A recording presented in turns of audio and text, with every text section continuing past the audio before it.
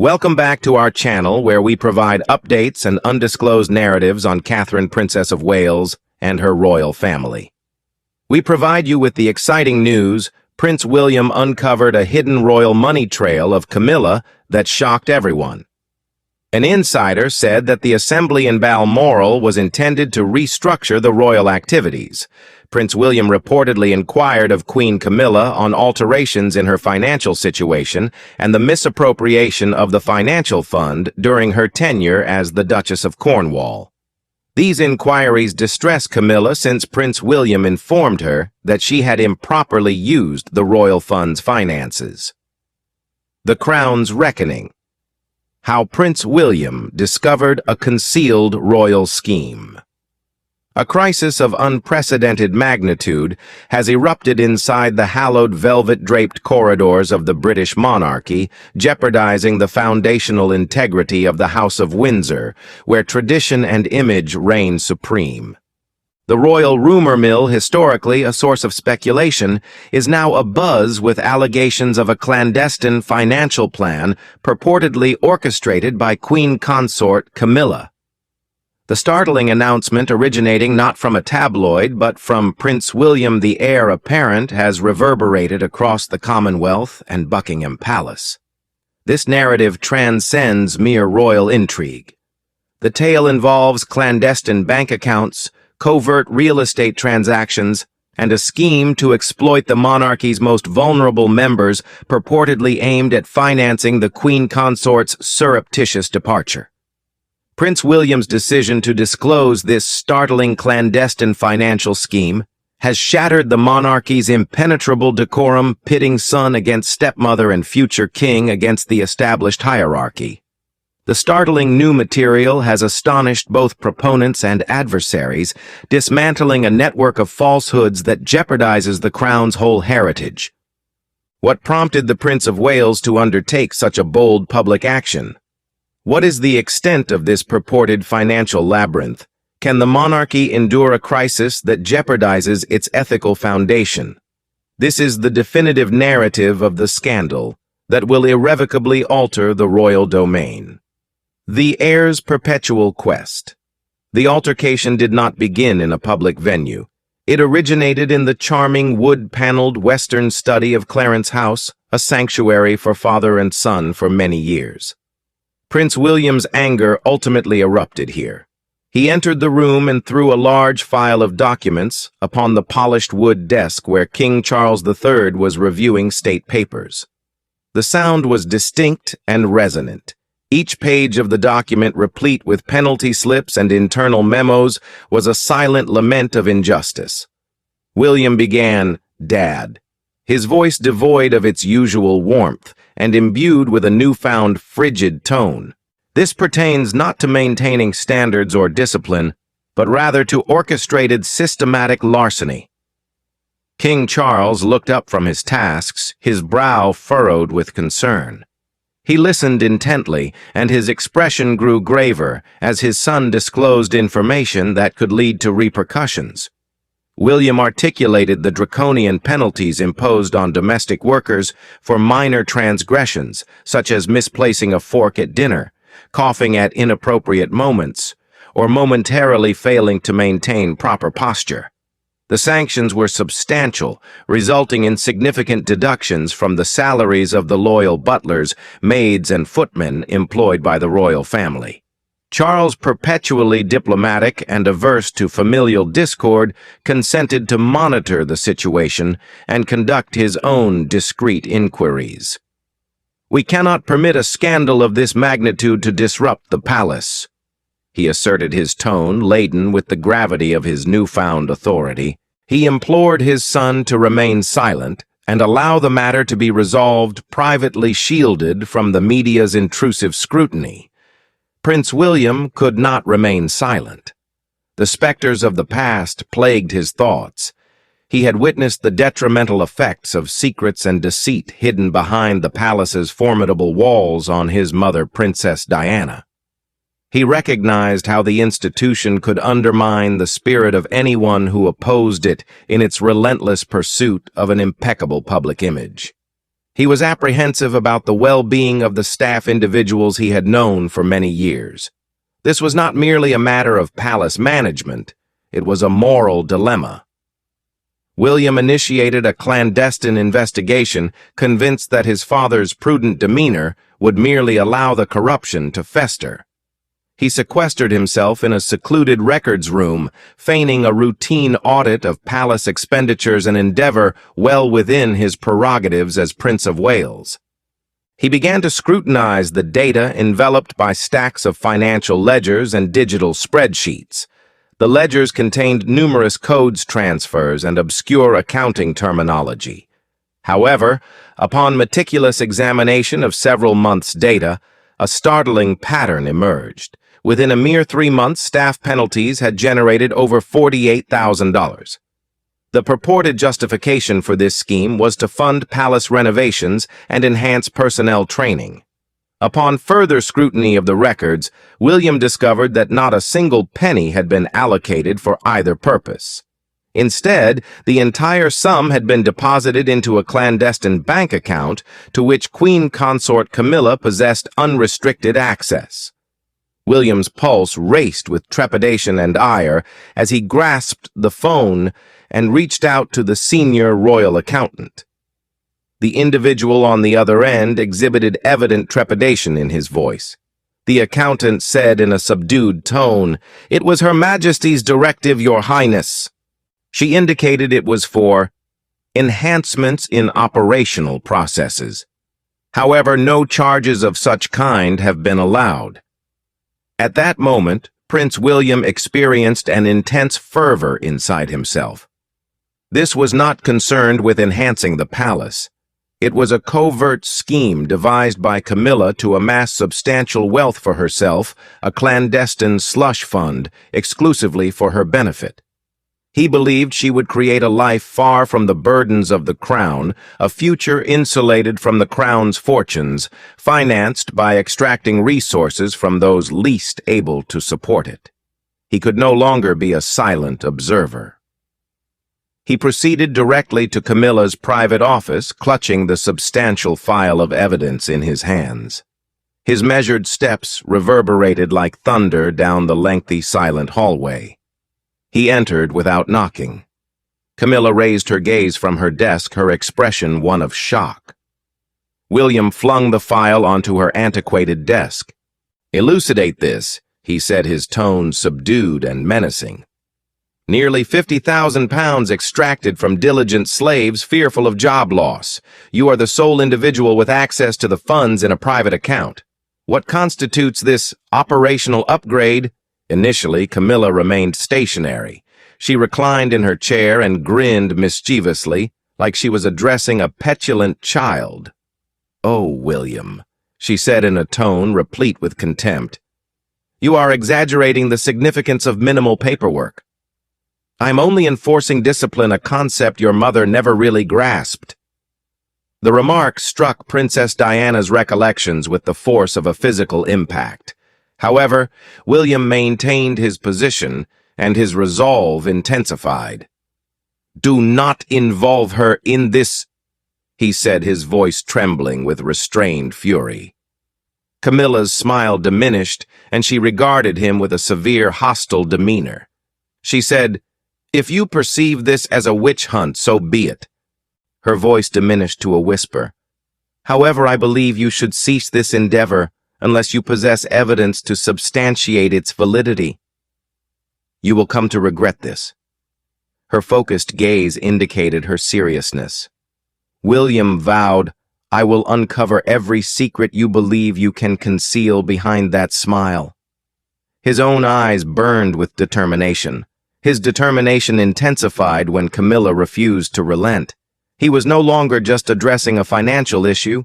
He was fighting for the essence of the monarchy. He subtly solicited assistance from Tobias Finch, an astute and reserved financial forensics expert from the Royal Treasury. Finch had undeniable honesty. They collectively pursued the financial trail. It was a convoluted network designed to obscure and perplex. The funds from the servant penalties were first sent to a clandestine account in London and then routed overseas to a shell corporation in Thailand. This entity had no assets, no personnel, and no objective except money laundering.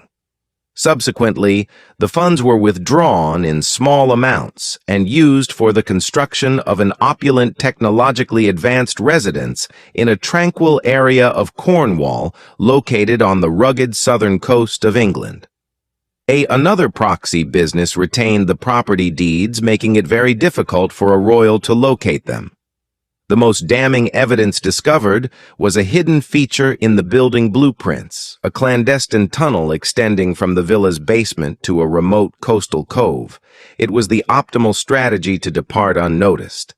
The incriminating evidence consisted of encrypted emails sent from Camilla's workplace, authenticated by her digital signature and located on a backed-up server. A communication to her private financial advisor was unequivocal. Ensure the funds from the dining regulations are dispersed punctually. Discretion is paramount. Everything was coherent. The severe penalties were mostly unrelated to discipline.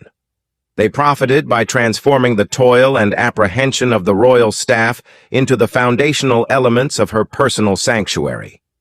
It served as a refuge where she could live in opulence during her last years apart from King Charles and the perilous intrigues of the court. Her future was built upon the suffering of those who labored for her.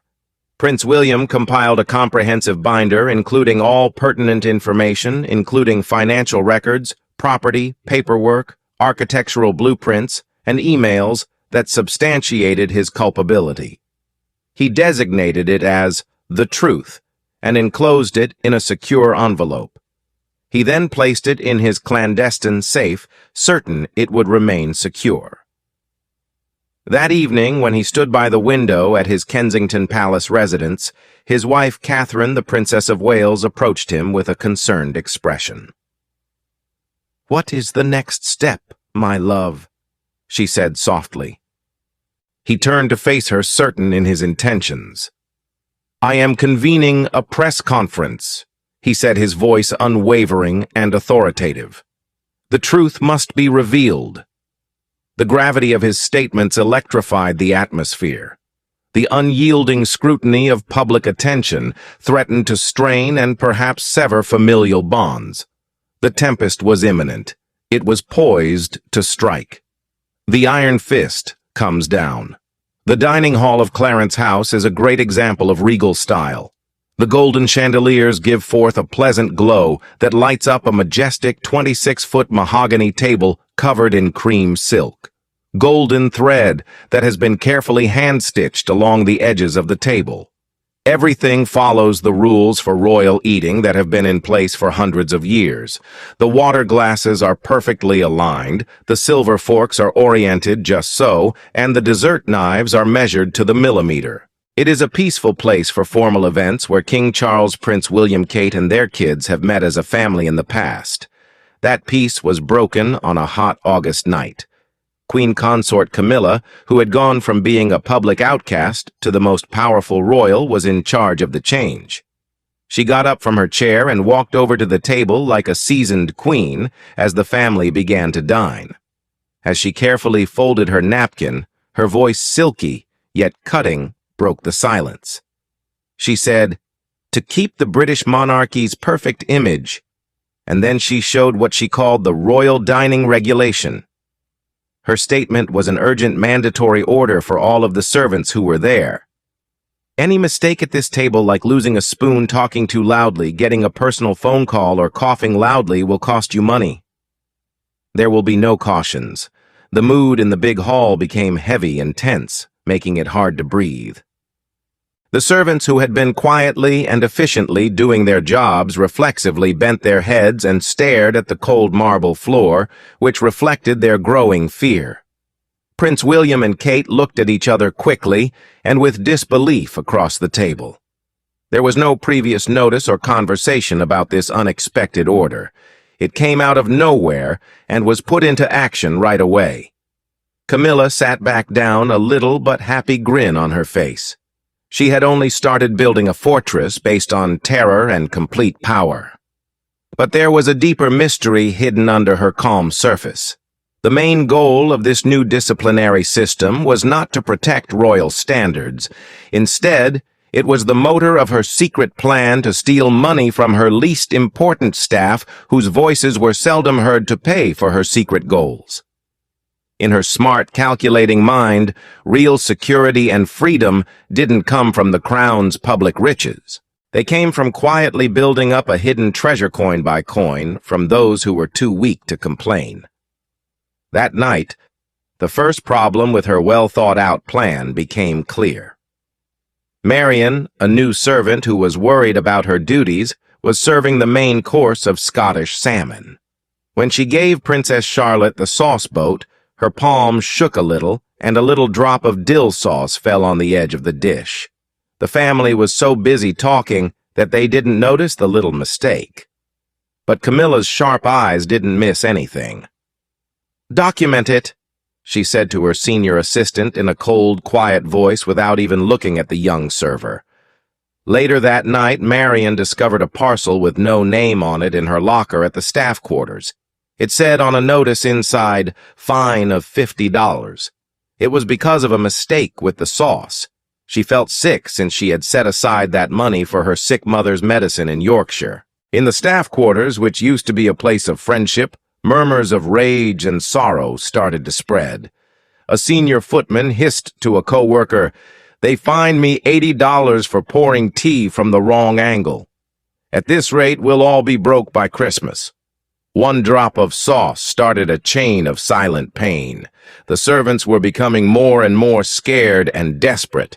With every fine they paid, their stolen money added up, secretly going into Camilla's secret fund and helping her leave the organization she now leads. The unstable resolution. The sun shone over London in the morning, but within Clarence House a storm of electric and uncontrolled energy was building up. People were quite excited in the grand hall, which is usually used for state events. Its gold-plated chandeliers shed a sad light over more than 30 of the world's best journalists, who pointed their cameras and microphones at the royal crest that hung over the empty platform. This was not your typical news conference. King Charles, Queen Consort Camilla, and Prince William have never previously consented to talk to the world's media all at once like this. At first, Prince William walked up to the platform with a look of determination on his face and a strong grip on the big file entitled The Truth. He was determined and stubborn, and he had an unusual intensity about him. Camilla came next, and her lovely blue outfit made her seem calm, yet her eyes showed a hint of tiredness and fear, as if the earth under her was moving. King Charles came in last, moving slowly and heavily, as if he were moving toward a disaster that could not be avoided. The three of them sat down. The quiet was so loud. Prince William spoke to the crowd without notes, and he did it with confidence and clarity. His voice was loud and broke the silence. He began with, "Today we reveal a difficult truth. For the people, for the past, and for the future of this family." He opened the file and saw the findings of his audit, which showed that $48,000 had been stolen from the palace's lowest-paid workers. He spoke about the punishments for little mistakes, which made the workforce even more scared. Then he explained how the stolen money didn't help Clarence House's budget, but instead disappeared into questionable Thai bank accounts. The journalists in the audience gasped as he showed them the evidence that would get Camilla's trusted political advisor Malcolm Harrow in trouble papers, showing financial transactions linked to Harrow, the deeds to the secret Cornish property, which was held by a proxy firm, and the blueprints for the underground sea tunnel. "These strict rules were just a cover," Prince William added, looking at Camilla. "A way to build your own kingdom paid for by the terror and work of people you thought were unimportant." Camilla stepped in closer, her calmness a weak barrier. "William, are you really turning small mistakes in your work into a national issue?"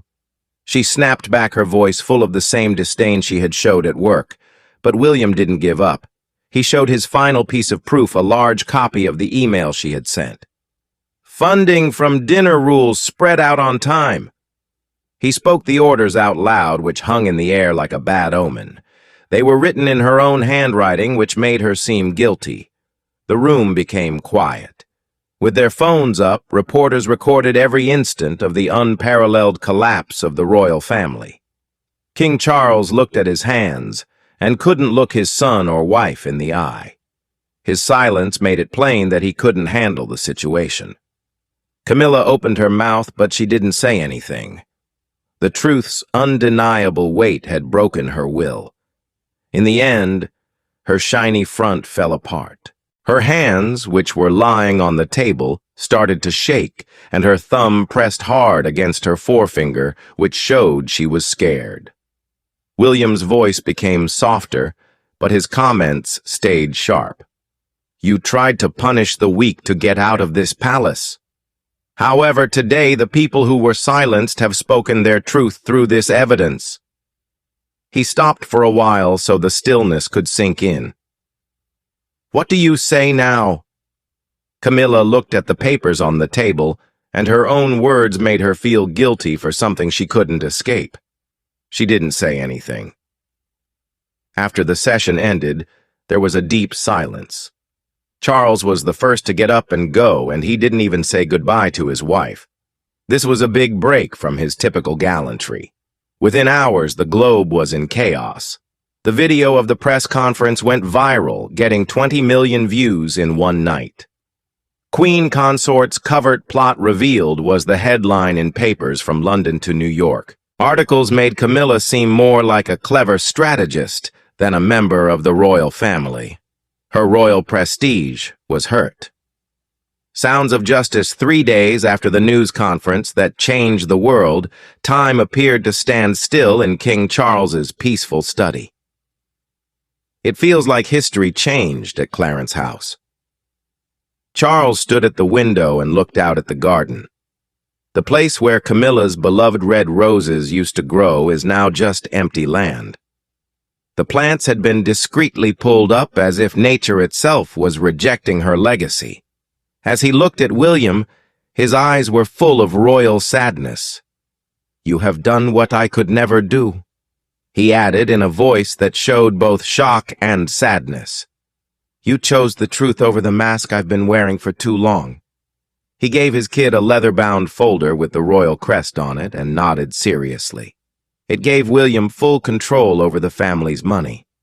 He was keeping a close eye on everything from how much the cleaners were paid to how much was set aside for formal banquets. Then the final piece of information came out. Camilla, the loyal queen consort, had been sent away.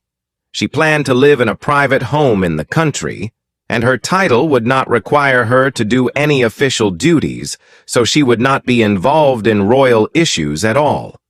It was a magnificent prison for a lady whose dreams had become too big. It was a quiet exile that meant more than any order. A small group of cars quietly drove by the back gates of Clarence House that morning as fog covered the old stones. Servants stood in the hallways, their faces a mix of seriousness and quiet victory. Camilla's probing looks kept them from moving. Camilla walked alone, and her plain clothing and little purse set her apart. She didn't look like a queen anymore. She was weighed down by the loss. The big oak door clicked shut with a quiet, final sound, keeping her out of the castle she wanted to rule. Her beautiful dresses, sparkling jewelry, and all other signs of her royal rank disappeared in a matter of hours, as if she were a ghost. Prince William quickly stepped in and took on the role of a guardian. The royal dining regulation, which was too strict, was quickly repealed. All penalties were dropped, and every employee who had been punished got their entire salary back, plus a 15% raise and better benefits. People who were fired unfairly, like the well-respected nanny Agnes, were given their jobs back with personal apologies, which restored their dignity. The resignation letters were taken back, and instead staff members wrote comments saying they believed in a new dawn. William walked through the busy kitchens and bright dining rooms. He wasn't with a group, but he was the head of his people. To a worried senior servant who was worried about how temporary the improvements would be, he made a simple ironclad promise: "I will not just listen. I will stand up for you." Everyone on the globe was interested.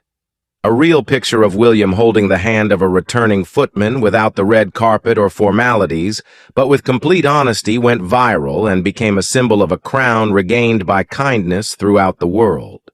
Camilla has become less well known. Her home in Cornwall, which used to represent her goals, was taken away and left empty, and a local law made it impossible to use its hidden sea tunnel. Her private property has been put on hold. People are now guessing that she lives alone in a little cottage, and her name has become a warning story about moral decline and extravagance. Prince William stood at the door of the large dining hall on a wet fall afternoon. Laughter echoed within. The sound of glasses clinking didn't make anybody nervous, and the servants walked about more easily. The head chair at the table, which used to be linked with Camilla's imposing presence, was still empty. The palace was full of life again, and its energy was renewed. But there is still an alarming issue that gets to the heart of leadership and authority. What should a leader do when they find out that the strong take advantage of the weak for their own gain? The British monarchy has made it clear what it thinks of its next king. People all across the globe are now waiting to see whether this will last. Thank you for watching the video. Please let us know your thoughts, and goodbye for now.